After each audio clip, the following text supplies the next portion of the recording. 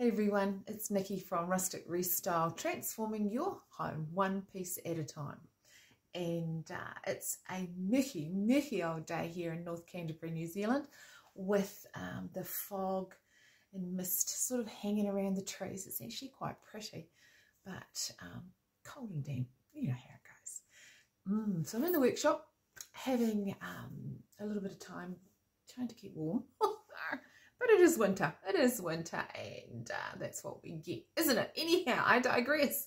I'm having a play with Felicity, okay? Just in case you don't know, Felicity is our new mould from Iron Orchid Designs, and it is a little deeper, probably almost twice the depth.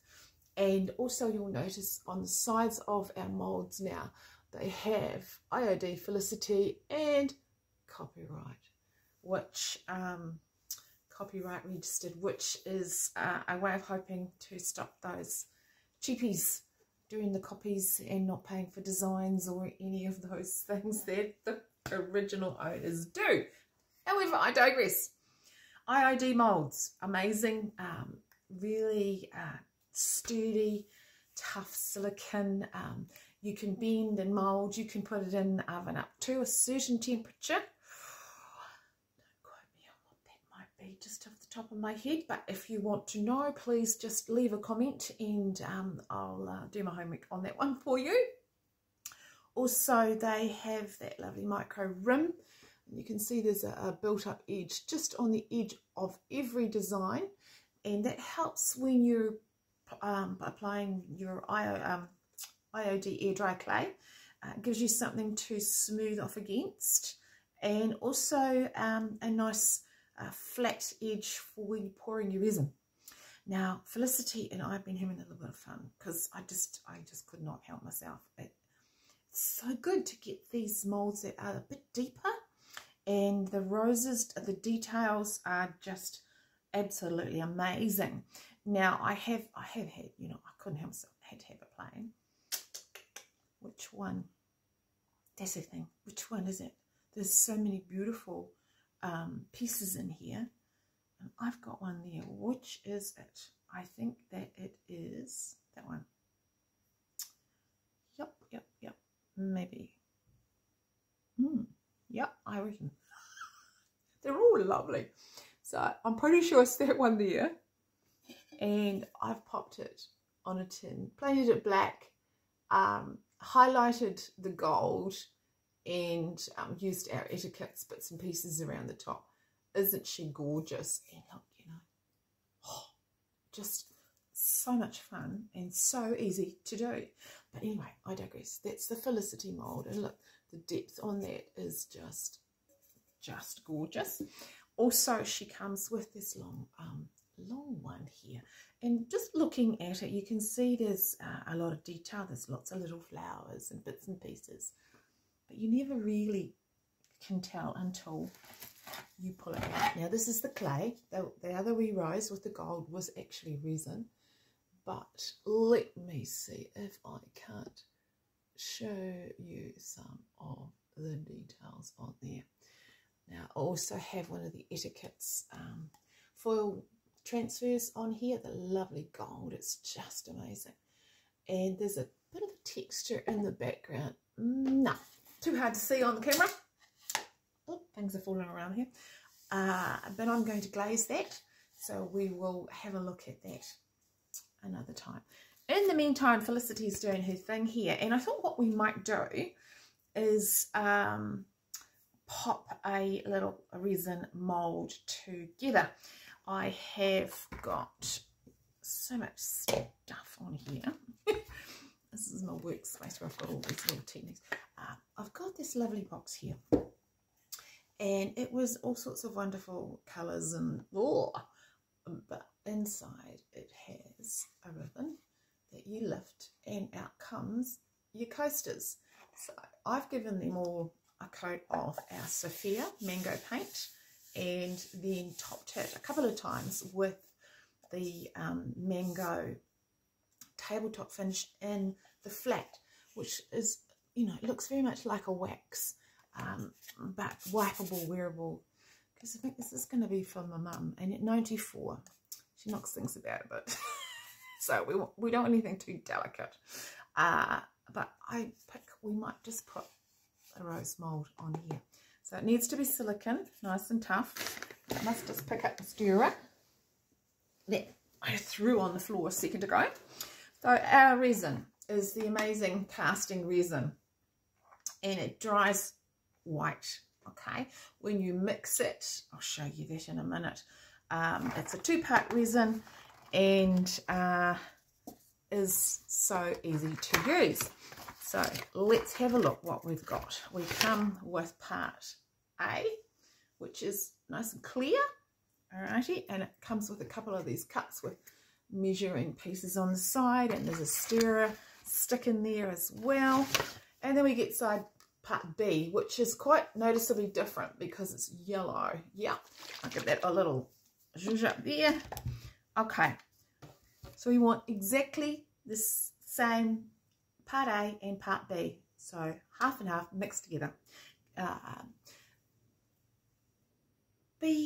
not saying to be pedantic about it. You can use digital scales and pop your little cups, and so you get the amount exactly right. I tend to eyeball the measurements on the side, and they've been really good. It hasn't been an issue, so not too precious, if you know what I mean. So I might do the double one here. So I need to know how much resin. We don't want waste. Resin is not a cheap product, but when you figure out exactly how many pieces you can do with one pack, I did a wee trial last Christmas and put it on a big tray, all the pieces that I could make out of one pack of resin. It was amazing. So go back and have a wee look at that. We're going to do this lovely double rose. It's got a little flower and the leaves and everything. And just here are measurements. Now choose the measurement with the arrow pointing towards the mould you want. We had a wee interesting time the other day with that in the workshop. We chose the wrong one, but anyhow, it was extra resin and we just filled up. So this one is 24 mils. That's your liquid for your resin, or 36 grams. So if you want to, you can measure out your air dry clay, 36 grams, put it in and it'll be perfect. The resin is exactly the same. You measure it out, put it as perfect. So without further ado, let's do this. Clear the space so you and I can have a good looky here. Get you a bit closer, not too close to me. Get you down here. And we will just move things a little. Okay. So I have just a paper cup, and I've used it before for resin. And as I said, we want 24 mils. So what's half of 24? It's 12, isn't it? We'll start with side A on our resin, and we'll get 12. Let's have a look on the side. Yeah. So we've got 10, and I just tend to, you can really, to be on the safe side, put it on a flat surface and then pour. Don't do as I do, do as I say. Isn't that the way? But so far I've been having no problems whatsoever. Now it goes 10, 12.5. So if I just take it up to that, just below that 12.5, that should be fine. Put that down and always put my lid on. It's so easy to knock those over. And then simply pour that into my mixing cup, scraping the edge so that I get all of that resin out of there. Yep. Because remember, we've got a measurement going here, haven't we?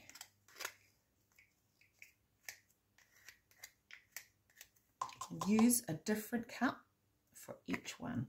Okay. And then we want to go to part B, and we want that 12, just on the 12.5, just under the 12.5. I tend to sort of put my fingernail up to that. You can't concentrate and talk at the same time, can you? Okay. And again, pop the lid on. It's quite cold in the workshop, so it's a wee bit milky. Now this is clear in here at the moment. Being in a white cup, it's probably harder to see, but when I add this, I'll get all of it out.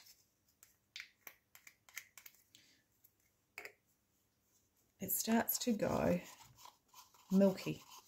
It goes to a milky white. You see that's kind of milky there. And the idea is keep stirring and cake it down from the edges. Yeah. And have your hand just underneath, just on your fingers under the bottom, because when it's about right, it warms up. It gets a little bit warm. So when you can feel, now it's starting to get warm. I can feel that on my fingers there. It not only starts to get warm, it goes clear. And when I find that, I just give it a couple more stirs, because that's just really, really, oh yeah, now it's getting quite warm in my hand, and that's great. I look in there and it's really clear. Scrape down the sides, because we don't want any unmixed, right? And you'll see I've pushed a little, let's just get that wee fellow out the way, a little lip on the edge of my cup here, and that it just simply allows me to have a bit of a pourer and fill it all in as it goes up through the edges. Now as it builds up, then I start to take it out into those little delicate edges, and maybe I should have done the 12.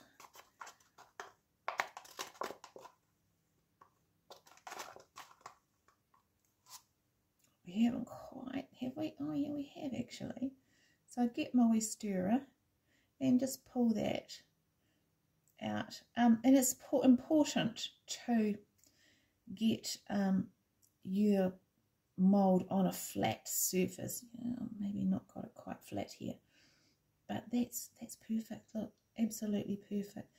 And it is worth noting that, you know, use your little stirrer. Get a toothpick or you know, one of those kebab sticks, and get that, and you know, push the resin into those corners, just getting the last few drops out. And you know, I'm a bit of a digger. I don't like to have the waste of anything, and every drop just fills in a little extra on those lower or the higher details, as it were, that aren't quite deep. Now that's fine, and I leave my stick in there, okay, because this always is a little resin. And when I come to do this again, I pull my stick out, and out of the bottom comes any resin, and you've got a clean cup. Let's not want, no, choose your cups again. So I'll tuck this wee fellow to one side. I probably should have put him on here in the first place, but let's not go there. And that will take a wee few minutes to start to turn white, and then that shows you that it is working away quite nicely. What else do I have to do? All right, not a lot at the moment. We'll just wait for that, and got a few coats of paint that I need to put on some things, so I'll do that, and I'll come back to you and show you what we end up with here. Okay then, we'll catch up again soon.